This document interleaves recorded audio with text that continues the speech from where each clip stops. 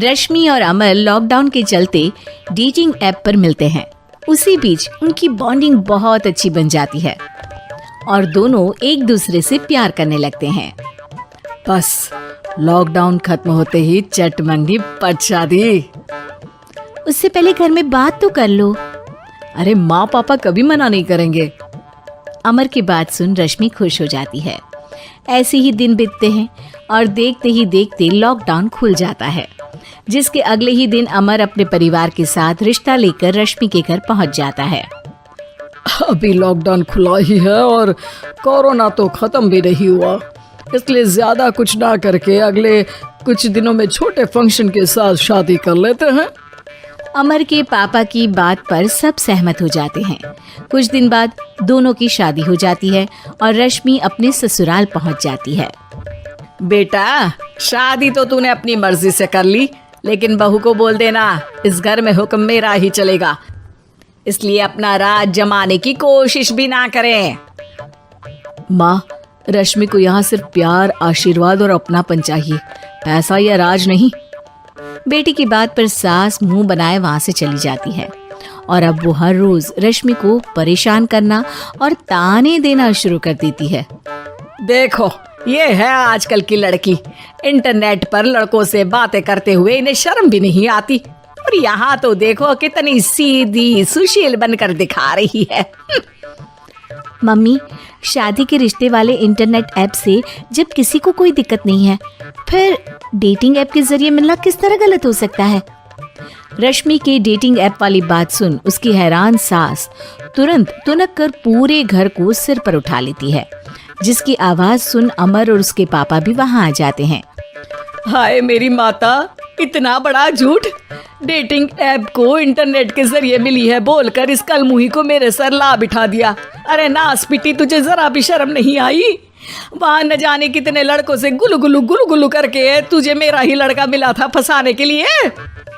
माँ, मुझे तो समझ नहीं आ रहा क्या बोले जा रही हो। डेटिंग ऐप इस्तेमाल करना कोई अपराध नहीं है, और तुम रश्मि को ऐसा कैसे बोल सकती हो? मैं भी तो था उस ऐप पर।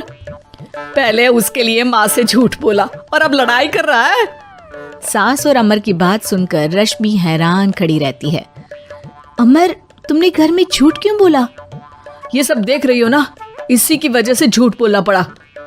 एक तरफ अमर और रश्मि की ये बात चल रही होती है, वहीं दूसरी तरफ सास का नॉन स्टॉप क्लेश सबको परेशान कर देता है। सब एकदम चुप, जो हुआ सो हुआ, अब मुझे कुछ ना सुनाई दे। पति की बात सुन सास चुप होकर वहां से चली जाती है, लेकिन अब वो रश्मि के सिर दुनिया भर के सारे काम डालकर उसका जीना पहले से भी ज्यादा मुश्किल कर देती है। मम्मी, मैं आपका गुस्सा समझ सकती हूँ, आपको जो करना है कर लीजिए, मैं कभी कुछ नहीं बोलूंगी। उम्मीद है किसी दिन तो आपका गुस्सा शांत होगा और नफरत प्यार में बदलेगी। रश्मि की अच्छाई को उसका नाटक समझकर सास गुस्से के 7वें आसमान पर चढ़ जाती है और उसी शाम रश्मि को नीचा दिखाने के लिए अपनी सहेलियों को घर बुलाकर उसकी बुराइयां करने लगती है। अरे कौशल्या, क्या बताऊं, आजकल के बच्चे ना बहुत एडवांस हो गए हैं। पहले रिश्ते घर परिवार वाले सब देख परख के कराते थे, और अब ये लोग खुद न जाने कहां कहां मिलकर खुद ही सब कुछ पक्का करके हमें बता देते हैं।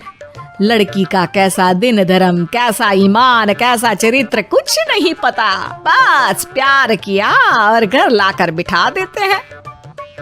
अरे ऐसा क्यों बोलती हो? आजकल बच्चे अपने आप में बहुत समझदार हो गए हैं, और फिर पूरी जिंदगी तो उन दोनों को ही साथ निभानी है। अपनी पसंद से शादी कर भी ले तो क्या दिक्कत? तू ही देख ले, पहले इतना अच्छा बेटा और अब सोने पर सुहागे जैसी सर्वगुण संपन्न बहू। और पता है, अभी कुछ दिन पहले मेरी बेटी ने मुझे डेटिंग ऐप के बारे में बताया, जहाँ लड़का लड़की अपनी पसंद से अपने आप एक दूसरे को चुन लेते हैं, और फिर अगर सब सही रहता है तो बात आगे भी बढ़ जाती है। अरे इसमें इतना खुश होकर क्या बता रही हो? ये तो गलत है। न जाने कौन क्या है, कितना झूठ कितना सच है। अरे पर सोचो, जब तुम किसी के बताए रिश्ते को देखने जाते हो तो क्या एक ही बार देखने से सच झूठ का पता लगा सकती हो? जरूरी नहीं कि बच्चों का लिया फैसला हमेशा गलत हो। अरे बहुत बार हमसे भी तो गलत फैसले होते हैं ना। अच्छे बुरे लोग तो हर जगह मिल सकते हैं, फिर इसमें सिर्फ बच्चे ही गलत कैसे? सहेलियों की बात सुन सास सोच में पड़ जाती है और इसी तरह कुछ दिन बीत जाते हैं, जिसमें ना तो वो रश्मि को परेशान करती है और ना ही कोई ताना सुनाती है, जिसे देख रश्मि परेशान हो जाती है। मम्मी, आपकी तबीयत तो ठीक है ना? कुछ दिनों से देख रही हूँ आप मुझे कुछ बोलती ही नहीं। तो मेरा परेशान करना ज्यादा अच्छा लगता है क्या? नहीं, आपकी शांति उससे ज्यादा परेशान कर रही है। शांति इसलिए है क्योंकि मुझे एहसास हो गया है कि गलत तुम लोग नहीं, मेरी सोच है। प्यार तो एक सुंदर एहसास और शादी खूबसूरत साथ है। अगर ये साथ सच्चा है तो कहीं पर भी किसी भी तरह जुड़ा हो उससे कोई फर्क नहीं पड़ता। आप कौन है? इतनी अच्छी बातें मेरी पत्नी तो नहीं बोल सकती। क्या आप भी?